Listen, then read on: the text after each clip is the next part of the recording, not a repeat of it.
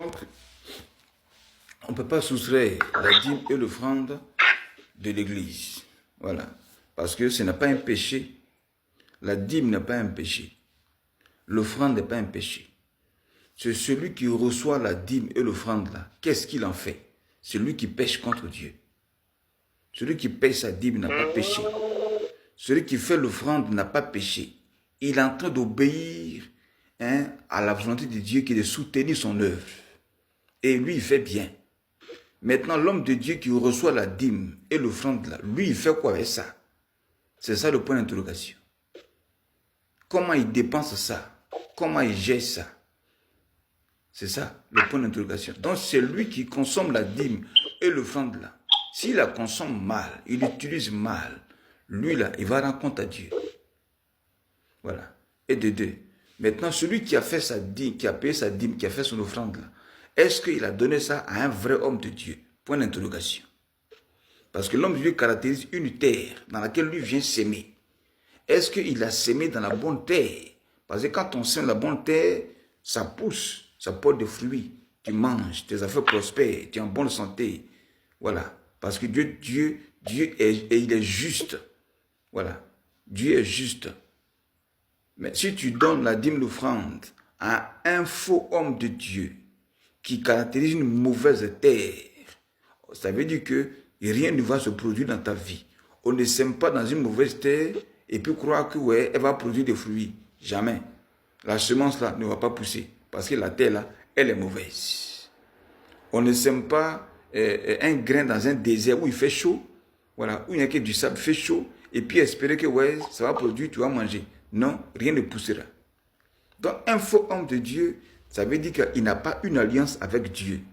Le Dieu qui détient la bénédiction, lui qui a dit que l'or et l'argent l'appartiennent. Ce Dieu-là, un homme de Dieu qui a une alliance avec lui, il caractérise une bonne terre dans laquelle Dieu est capable de bénir quiconque va venir s'aimer. Mais si cet homme de Dieu, c'est un faux, et que toi, tu ne sais pas, et que le diable n'est pas le détenteur de la bénédiction, donc celui qui s'attache au diable n'est pas béni, et toi, tu ne sais pas, tu vas lui faire des offrandes, lui donner la dîme. Il n'est pas une bonne terre parce qu'il est avec le diable. Et Satan ne bénit pas les gens, il maudit les gens, il détruit les gens, il tue l'homme. Donc, cet homme-là, il caractérise un tueur, un assassin, un criminel, une mauvaise terre, une malédiction qui est là. Parce que Satan lui-même, il est maudit. Dieu a maudit Satan. Les démons là, ils sont maudits. C'est pourquoi ils ressemblent à des animaux sauvages. Voilà. Ils étaient des anges. Mais juste après la malédiction, ils ont changé d'aspect. Ils sont devenus des animaux sauvages, agressifs. C'est pourquoi Apocalypse 12, verset 12 dit que malheur à la terre et à la mer quand le diable est descendu vers vous, animé d'une grande colère, furieux comme un dragon, pour détruire. Donc un type comme ça, est-ce qu'il est béni? Il n'est pas béni. Donc tous ceux qui vont s'attacher à lui vont ressembler à son cœur. Parce que Satan a un cœur dur. L'incrédulité, méchant.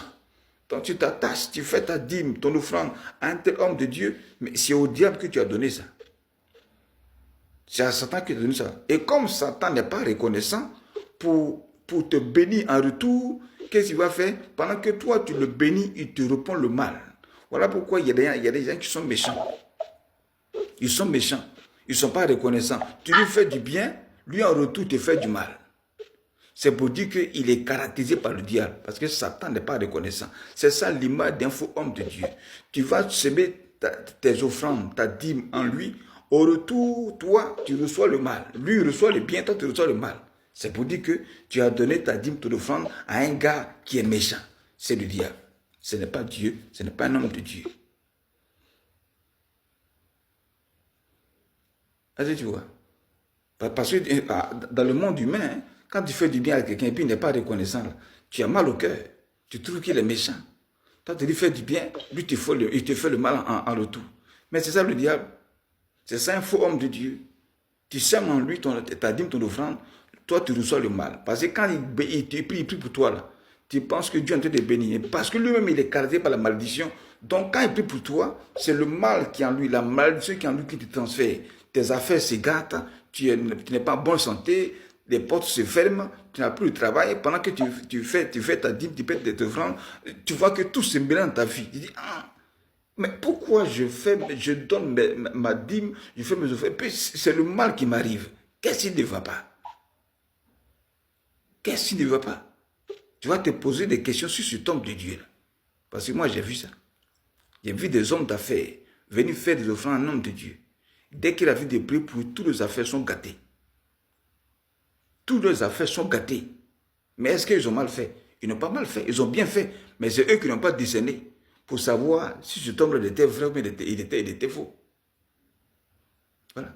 Donc, ces faux hommes de Dieu, là, ils n'ont pas en eux la bénédiction de Dieu. Non, ils ont le dépôt de la malédiction. Donc, quiconque les fréquente, il a échoué dans sa vie. C'est pourquoi Jésus a dit dans Matthieu 15, Matthieu 7, verset 15, il dit, gardez-vous des faux prophètes. Car ils sont des loups ravisseurs. Gardez-vous d'eux. Ça veut dire qu'il ne faut même pas les fréquenter. Il faut les dévier. Il ne faut même pas passer à côté d'eux. N'aie même pas un contact avec eux. C'est ce que ça veut dire. Gardez-vous. Parce que ce sont des loups ravisseurs. Il n'a pas dit que ce sont des humains ravisseurs. Il dit des loups. Un loup, c'est un chien sauvage qui vit dans la brousse. Un chien sauvage.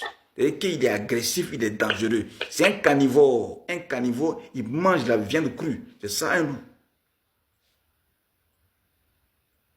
Est-ce que tu vois ça? C'est ça un loup. Donc, tu donnes ton argent à un loup sauvage.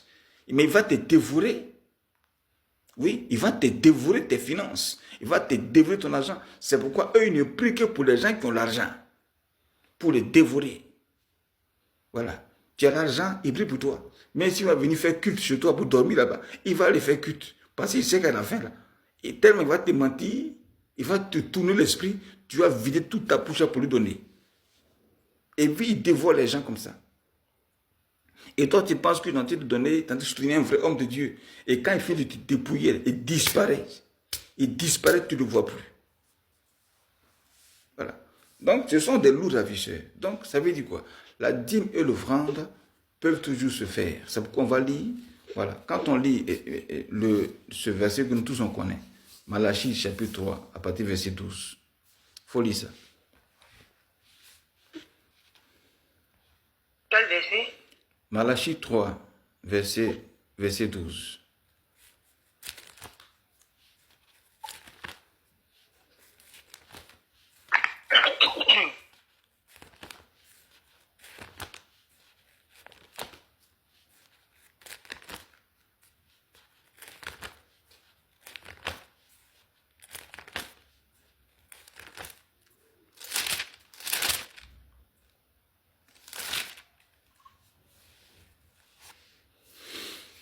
Malachie 3, à partir du verset 12.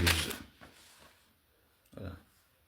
Je lis la parole de Dieu. Faut lire à partir Toutes les nations vous diront heureux, allô, car vous serez un pays de délices. Tu m'entends? Faut monter. Remonte. Commence à partir du verset 10. Commence le verset 10. Ok. Apportez à la maison du trésor toutes les dîmes afin qu'il y ait de la nourriture dans la maison. Mettez-moi de sorte à l'épreuve, dit l'Éternel des armées. Et vous verrez si je n'ouvre pas pour vous les écluses des cieux. Si je ne réponds pas sur vous la bénédiction en abondance. Pour vous, je menacerai celui qui dévore, et il ne vous détruira pas les fruits de la terre. Et la vigne ne sera pas stérile dans vos campagnes, dit l'Éternel des armées. Le verset 12. Toutes les nations vous diront heureux, car vous serez